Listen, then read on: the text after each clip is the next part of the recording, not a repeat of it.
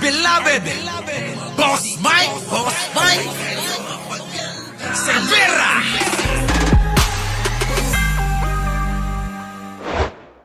Pesos na halaga ng shabu na nakalusot sa Bureau of Customs. Katwiran niya, wala raw ebidensya. Umaksyon si Ben Santos. Nakahanap ng kakampi kay Pangulong Duterte ang Bureau of Customs sa isyu ng pagpasok sa bansa ng umano'y 6.8 billion pesos na halaga ng shabu. Ayon sa Pangulo, wala namang ebidensya sa sinasabi ng Philippine Drug Enforcement Agency na nawala ang 1 toneladang shabu sa 4 na magnetic lifters na natagpuan sa warehouse sa Cavite. Yung sabi nila na they found the metal but they opened it, there was none. It was pure speculation. They were assuming that for those metal magnetic Inang-ina mo! Halatang halata sa mukha mo na nagsisinungaling ka. Tinititigan ko yung mukha ni Digong habang nagsasalita, mga kababayan. Ha? Habang nagsasalita. Tignan nyo yung mukha. Yung para bang hindi siya, hindi seryo. Iba ito pagka nagagalit, mga kababayan eh. Pero ngayon, itong pinagtatanggol niya na wala daw eka. Walang laman yung magnetic lifter na sinasabi ninyo na may shabu. Ina mo, Digong. Dapat talaga sa'yo, mamatay na eh. Walang iya ka, demonyo ka eh. Eto, taga, pakinggan ninyo ulit. Etong palusot. Sa warehouse sa Cavite. yung sabi nila na they found the metal but they opened it, there was none. It was pure speculation. Naku, pure speculation. Eka, mga kababayan. So, ibig sabihin, guni-guni nyo lang daw yun. Nako, grabe, no? So, guni-guni lang daw natin yun, mga kababayan, samantalang balitang-balita na ngayon na yan ho ay mga magkakasama na pinadala po dito sa Pilipinas at naghiwalay yan, mga kababayan. May sa Cavite, may sa Valenzuela. Nauna pong nasabat yung magnetic lifter dito sa Valenzuela, mga kababayan. At dun na booking na na talaga namang napakaraming laman ng droga yung magnetic lifter na yan.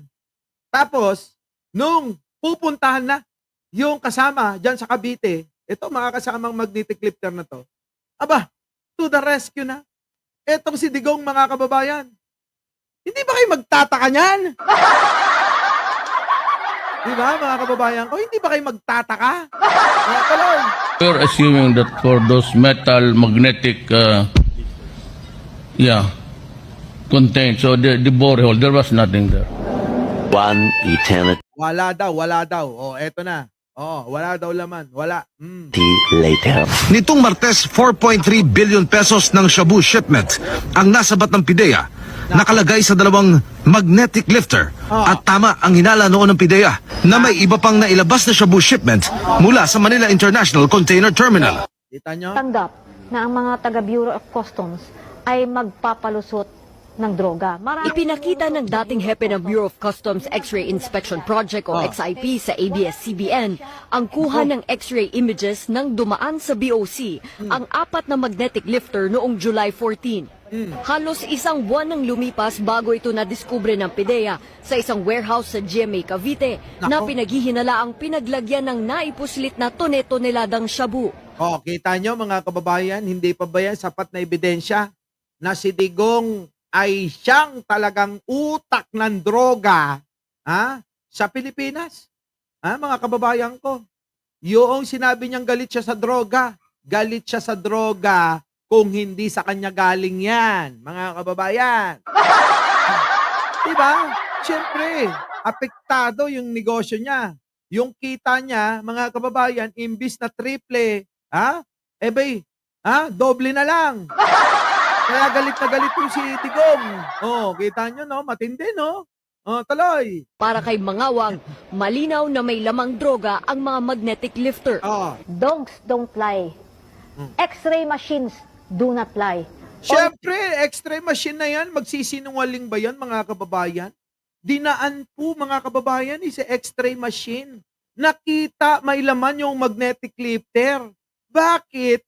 Eto na. Bigla-bigla ang Pangulo mismo ang magtatanggol diyan sa Bureau of Customs. Nakuha nyo mga kababayan? Bakit nangingialam ang Pangulo ninyong mga DDS kayo sa hindi niya naman trabaho? Nakuha nyo mga kababayan? Bakit? Nakakapagtaka naman. Bigla-bigla. Ang Pangulo, imbis na magalit, pinagtanggol pa niya. Diba mga kababayan? Nakuha nyo? O, isimplihan natin. Kasi alam nyo naman yung ating mga pan na DDS. Hindi nila maintindihan. Kaya nga nila gustong-gusto rito eh. Kasi nililinaw ko talaga. Uulitin ko lang. Diba? Hindi ba kayo nagtataka? Si Digong, bakit nangialam? Imbis na ang Bureau of Customs ay sibakin kung sino man ang commissioner, bakit to the rescue si Digong para sila ipagtanggol? Nakuha nyo mga kababayan ko? Hindi ho ginagawa ni Pangulo na magtanggol ng kanyang mga gabinete yan. Si Pangulong Bongbong Marcos nakikinig. Sasabihin niya, ano bang problema sa mga ito? Ako'y natutuwa dahil inyong pinupulis yung aking mga gabinete. Ganon si Pangulong Bongbong Marcos. Diba? Si Digong hindi. Nung binabanatan na po ang Bureau of Customs, tinatanong ng taong bayan at ng mga mainstream media, mga kababayan, si Digong ang sumasagot. Nakuha nyo? Antindi, no? Mga kababayan, no? Antindi ni Digong. Si Digong ang sumasagot. Si Digong ang sumasalag. Grabe. Ngayon, maisisiwalat ba ito? Maibubulgar ba ito ng ICC, mga kababayan? Oo, yan po ang inaasahan natin na sana maibulgar ng ICC ito. Etong hindi lang sa patayan, kung hindi yung pagninegosyo ni Digong ng droga. Aloy, yan yung mga kababayan eh. Hindi naman na natin kailangan itong ispilingin pa. Bakit? Ang babaw na lang neto eh, para hindi maintindihan. Ano po? Ang babaw na lang. O, tuloy. Only people can lie. Para hindi makita ng examiner, sinasadya nilang idilim yung image.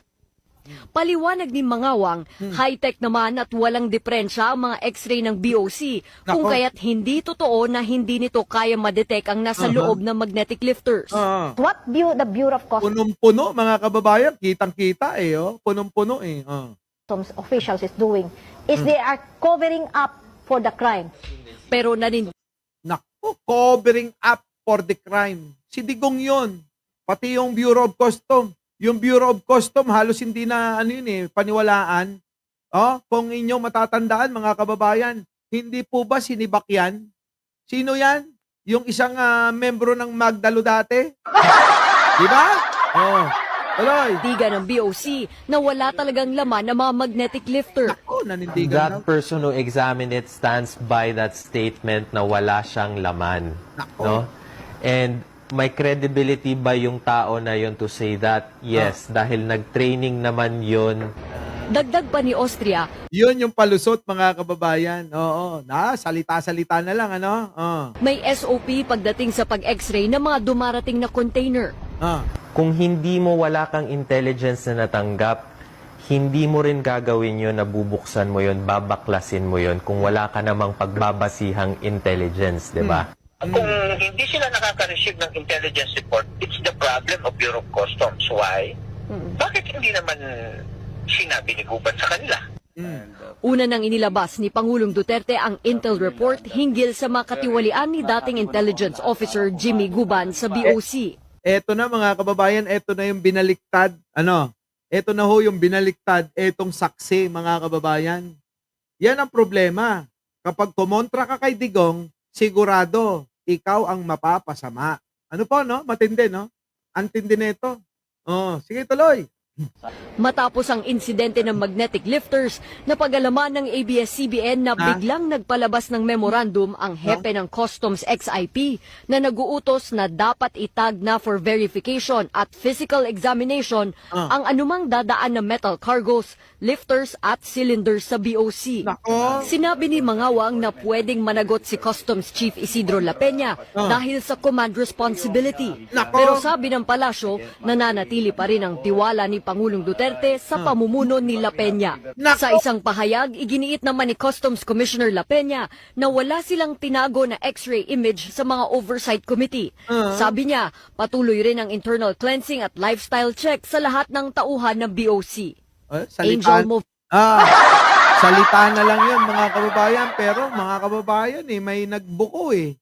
Alam nyo naman, mga kababayan, kung walang usok, walang apoy no? Our beloved Boss Mike.